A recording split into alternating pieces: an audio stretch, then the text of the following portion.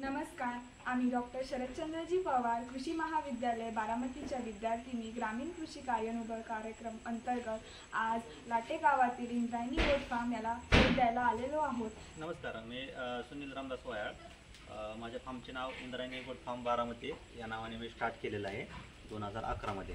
तर माझ्याकडे आफ्रिकन बोरच्या शेळ्या आहेत. कमीत कमी आत्ता एक 50-55च्या आसपास आहेत बघा शेळ्या. त्याच्यामध्ये मेल 2 आहेत ब्रीडिंगचे आणि बाकी सगळे शेळ्या आणि पिल्ले आहेत. सर, आपल्याला या गोट फार्मची कल्पना कुठनं सुचली? सुरुवातीला 2011 मध्ये मी म्हणजे शेती व्यवसायच करत होतो आणि नंतर मग शेती व्यवसायाला जोड व्यवसाय मग काय करायचा म्हणून मग आम्ही काय केलं, शेळी व्यवसाय करण्यासाठी प्रयत्न केले की हा ठीक आहे दुग्ध व्यवसाय करायचा म्हटलं तर जसं की गायांना भरपूर चारा आणि हे भरपूर लागतं, कष्ट पण भरपूर येतं. म्हणून मग काय केलं, 2011 मध्ये आम्ही निमकर सीड्स कंपनी फलटणमध्ये आहे ना त्यांना भेट दिली आणि तिथूनच स्टार्ट केला. एक शेळी घेतली सुरुवातीला, तिथून सुरुवात केली आणि हळूहळू आता भरपूर शेळ्या झाल्या. ते जसं की बघितलं तुम्ही शेड आमचं जवळपास आता 2024 भरपूर वर्ष झाली आता. आफ्रिकन बोर ह्याचं वैशिष्ट्य काय?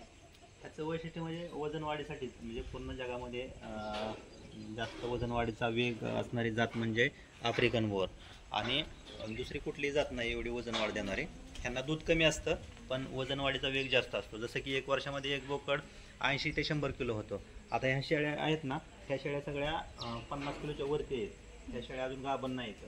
आता त्या पलीकडं त्या पेनमध्ये आहेत ना, त्या शेळ्या सगळ्या गाभण आहेत. समजा हे एक गाभण शेळी, तिचं वजन 70 किलो 75 किलो आसपास जाईल. आणि तिथं पलीकडं जो ब्राऊन बोकड आहे ना, हा नसबंदी बोकड आहे, म्हणजे नसबंदी करून ठेवलेला आहे. हे फक्त शेळ्या माझावरती आणण्यासाठी हा बोकड आम्ही वापर करतो. मेन जो ब्रीडर आहे आपला, त्याची एनर्जी आम्ही वायाला घालवत नाही. हा फक्त शेळ्या आम्हाला दाखवतो की हे शेळी हिटवरती, ती शेळी हिटवरती, मग आम्ही हा बोकड सोडतो. ब्रीडिंगचा बोकड आहे ना, त्याचं नाव बाहुबली आहे, हा सोडतो आणि नंतर मग शेळी मीटिंग होती. म्हणजे हे जी एनर्जी जास्त वायाला जात नाही. सर, या ब्रीडचं सर्वात जास्त वजन किती राहील? जास्तीत जास्त आपण वजन करू शकतो त्याचं, कारण असे बोकड पण तयार केलेले आहेत. जसं की कुर्बानीसाठी, बकरीसाठी जे तयार करतात, वर्षातून एकदाच कुर्बानी होते, त्यासाठी 150 किलो जास्त पण वजन होऊ शकतं. आणि जर आपण ब्रीडिंगसाठी वापरत असाल तर मिनिमम वजन पाहिजे 100 प्लस 110-120. बाहुबली तुम्ही बघितला, त्याचं वजन 120 किलो आहे. तो एक मिनिमम ठेवलं पाहिजे. आणि जर ह्याचं वजन आणखी वाढलं तर हा मीटिंगसाठी प्रॉब्लेम करतो. म्हणून मग हे मेंटेनन्स ठेवायला लागतं. आणि अजून पण तुम्ही ह्याला वेगळा ठेवला किंवा काय खर्च करतात किंवा नसबंदी करून आम्ही आता हा ठेवला आहे, त्यांना आणि जास्त खाद्य दिलं तर त्यांचं वजन भरपूर वाढत जातं, 130-150च्या पुढं पण जाऊ शकतं. आपण यांना खाद्य म्हणून काय देतो? खाद्यामध्ये बऱ्यापैकी पावसाळ्यामध्ये, आता हा सीझन पावसाळ्याचा आहे, ह्या सीझनमध्ये आम्ही काय करतो, सगळा सुका चारा, जसं की तूर भुसा, हरभरा भुसा, जसं सोयाबीन भुसा, हा सगळा माल आम्ही विजापूर, गुलबर्गा म्हणजे कर्नाटक परिसरातून मागवला जातो आणि तो वापरला जातो. इतर वेळी मग जसं की तुट्टी, मेथीगाळ म्हणजे हिरव्या चाऱ्यामध्ये, सोयाबीन पाला, वडाचा पाला, बाकी इतर मग भरपूर तुमच्या म्हणजे मका कुट्टी, हे तुमच्या परिसरात जे अवेलेबल असेल ते तुम्ही वापरू शकता. ते सवय तुम्ही लावू शकता, कारण आता आमचा माल सगळा पूर्ण भारतभरात जातो. तर प्रत्येक ठिकाणी हिरवा चारा भेटेल, सुका चारा भेटेल असंच काही नाही. तर तुम्ही तुमच्या पद्धतीनं त्यांना सवय लावून ते करू शकता. आणि शेळी हर एक प्रकारचा चारा खात जाते ते. सर, ह्यांची काळजी तुम्ही स्वतः घेता की सेपरेट व्हेटरनरी डॉक्टर? नाही, आता काय होतं, डॉक्टर आता बोलवायचं म्हटलं तर कमीत कमी एका महिन्याला 15 ते 20 हजार रुपये व्हेटनरी डॉक्टर घेते. मग मी ते सगळं शिकलेलं आहे. IV इंजेक्शन देणं, लसीकरण करणं किंवा बाकी कुठला आजार असेल काय असेल ते सगळं मी स्वतः करतो. त्यामुळे माझा तो पण खर्च वाचला जातो. सर, आपण यांना आजारापासून वाचवण्यासाठी काय काळजी घेता? जसं की आम्ही काय करतो, सुरुवातीला लसीकरण हे सगळं केलं जातं. जसं पिल्लू 21 दिवसाचं होईल जन्मल्यापासून, तर पहिली एक लस दिली जाते ET+TTची. त्याच्यानंतर त्याचा एक बूस्टर डोस असतो, तोच ET+TTचा असतो.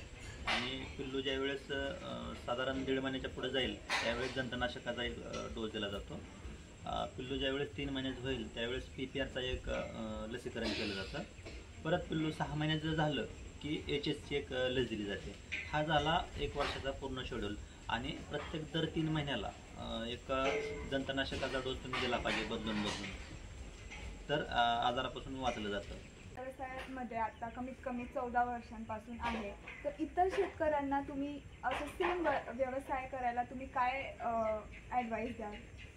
जसं आता मला भरपूर दिवस झाले ह्याच्यामध्ये आणि मी पण शेतीच करत होतो सुरुवातीला. आता हा व्यवसाय म्हणजे काय लगेच म्हणजे कुठला पण व्यवसाय असेल तर लगेच होण्यासारखा नसतो का. थोड्यापासूनच स्टार्ट करायला लागतो. मग मी पण थोड्यापासूनच स्टार्ट केलं. तर आत्ता अशी परिस्थिती आहे की जसं एक शिरवळ सातारामध्ये वेटनरी कॉलेज आहे, पशुवैद्यकीय महाविद्यालय कांतीसिंह नाना पाटील. तर तिथं आमचं 1 महिन्यातून एक लेक्चर असतं. तिथं लेक्चरमध्ये बऱ्याचशा म्हणजे प्रत्येक जिल्ह्यातल्या 1 महिन्यातून महिला बोलावल्या जातात. त्या महिलांना मग मार्गदर्शन करायचं असतं की आम्ही स्टार्ट कसा केला, आम्ही काय करतो काय नाही, किंवा इतर ठिकाणी पण बाकी इतर फार्म जे स्टार्ट होतात ते पण आम्हाला बोलवतात की एक माहिती द्या आम्हाला, मार्गदर्शन करा. आणि जे नवीन फार्म चालू करणार आहेत त्यांनी कमीत कमी बऱ्यापैकी फार्मची माहिती घेतली पाहिजे. प्रत्येक फार्मला व्हिजिट दिली पाहिजे. भेटून त्यांचा नफा तोटा फायदा तोटा बाकीचं काय सगळं बघितलं पाहिजे. आणि तिथून पुढंच मग त्यांनी सुरुवात केली पाहिजे. सुरुवात केली तर ते जरा कमीपासून सुरुवात करावी. की तुम्ही एकदम जर सुरुवात करायला जाल तर तुमचा पण म्हणजे मॅनेजमेंटचा सगळा कोलमडा होऊन बसेल. तर तुम्ही माहिती घेऊन स्टार्ट करा किंवा माझा नंबर घ्या, मला फोन करू शकता तुम्ही, मी माहिती देईन सगळी तुम्हाला. सर आपण आता बोललो की ह्याचं नफा तोटा आहे, मग काय तोटे आहेत ह्याचे? तोटे म्हणजे जसं की मृत्यू पण असते. जसं की माणूस आहे किंवा कुठलं पण ॲनिमल असू द्यात, कुठलं गाय म्हैस कुठलं पण असू द्यात, त्याच्यामध्ये पण मृत्यू आहे. जर असं जर काय झालं, मृत्यू झाली तर त्या लोकांना काय वाटतं की ह्याच्यामध्ये काय परवडत नाही किंवा मग आपला लॉस होतोय, मग हे बंद करून टाका. मग तुम्ही बंद केलं तर तुमच्या गावामधले किंवा तुमच्या जवळ आसपासचे मित्रमंडळी हे ते चालू करणार नाहीत. मग ते पण मागं थांबणार. ते म्हणणार ह्यांचा तोटा झाला मग आपण कशाला करायचं. धन्यवाद सुनील वायाळ सर, आपण इतकी महत्त्वपूर्ण माहिती आम्हाला दिली त्याबद्दल. आणि इतर शेतकरी पण तुमच्यापासून प्रेरित होतील याची आम्हाला खात्री आहे. आम्ही कृषी कल्याणकडून तुम्हाला पुढील वाटचालीसाठी खूप खूप शुभेच्छा. धन्यवाद.